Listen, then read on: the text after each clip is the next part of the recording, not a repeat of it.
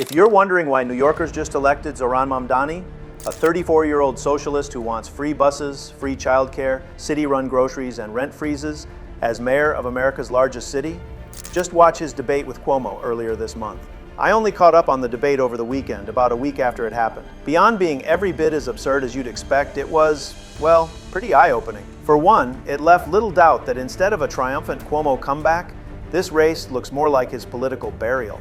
Let me be clear, there's zero reason to like Cuomo.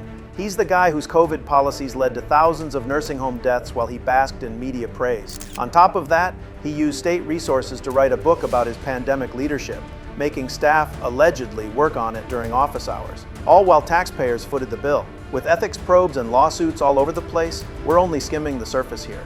Either way, he's not a good guy. But Mamdani's slam dunk didn't come from attacking Cuomo on COVID or his incompetence. Oh no. According to Mamdani, Cuomo's main failure was that he wasn't sufficiently pro-Islamic. When Cuomo couldn't name a single mosque he'd visited, Mamdani said, "That's why so many New Yorkers have lost faith in politics. Not the crime, not the trash, not the homelessness, the crumbling infrastructure, the noise, or the myriad other problems plaguing this once great city. No, it's because Cuomo can't name a mosque." The absurdity didn't end there. Mamdani acknowledged the urgent need to address New York's growing crises. He even listed the city's rat infestation as one of the top 2 problems, along with noise. Yet in almost the very next breath, when asked how he'd pitch corporations on relocating to New York City, an interesting ask under a socialist platform, to put it mildly, he looked straight into the camera and said with complete conviction, quality of life. Because, nothing says quality of life like an infestation of disease-carrying rodents. And when the discussion turned to crime, both Cuomo and Mamdani recognized the problem. Hard not to, given the headlines. The NYPD may tout fewer murders and shootings, but felony assaults are still near the highest since 1998.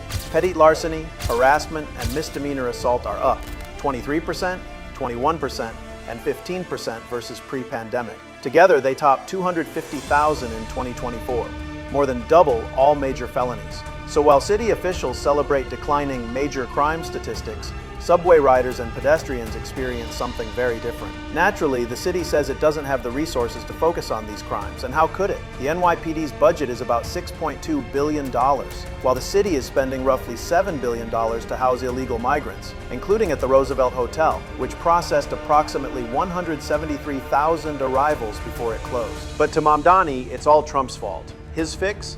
An army of social workers to stop New York's violent crime problem. And he'll pay for all of it by raising taxes.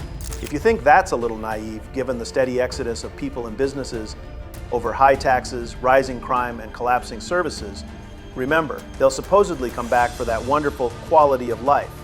All rats be damned. If you're from New York or know anyone there, you'll probably agree. Most New Yorkers are fed up with crime, the outrageous cost of living, government incompetence and corruption, and yes, the rats. But the fact that a hardcore socialist like Mamdani is their favorite pick to solve those problems tells you that most voters have no idea why any of it is happening. Their hatred of Donald Trump and a steady diet of MSNBC has made them blind to the obvious. It's the left's policies creating these problems. You have rent control shrinking supply by forcing landlords to pull units from the market, union giveaways jacking up the cost of transportation, zero bail laws putting criminals back on the streets, and so on and so forth. And now, just to reiterate, to fix the problems their own leftist policies created, New Yorkers are about to install someone even further left, treating poison with more poison. Which brings me back to the debate and what worries me most. Mamdani has real talent. He has the kind of charisma we haven't seen since Obama, the same command of language and ability to make radical and stupid ideas sound reasonable. But it's not just his eloquence or how he dominated Cuomo. It's also his approachability, his everyman appeal, and that's what makes him dangerous. If you can sell bad economics that well, you can sell the excuses too. When his policies inevitably fail, he'll blame Republicans, corporations, the rich, anyone but the policies themselves. And because he's so convincing, people will buy it. And if they do, my guess is Mamdani won't stop with New York. Will he move on to governor, senator, the presidency? I don't know. But what's clear is that the most polished, articulate, and compelling voice on the left no longer belongs to the openly sociopathic and far less relatable Gavin Newsom. That title now belongs to Mamdani, the man of the people, the charming champion of the working class. someone with the potential to cause much more damage countrywide. I can't shake the feeling we're witnessing the start of a political career that could reshape American politics for the next decade. And that should concern anyone who values, well, sanity.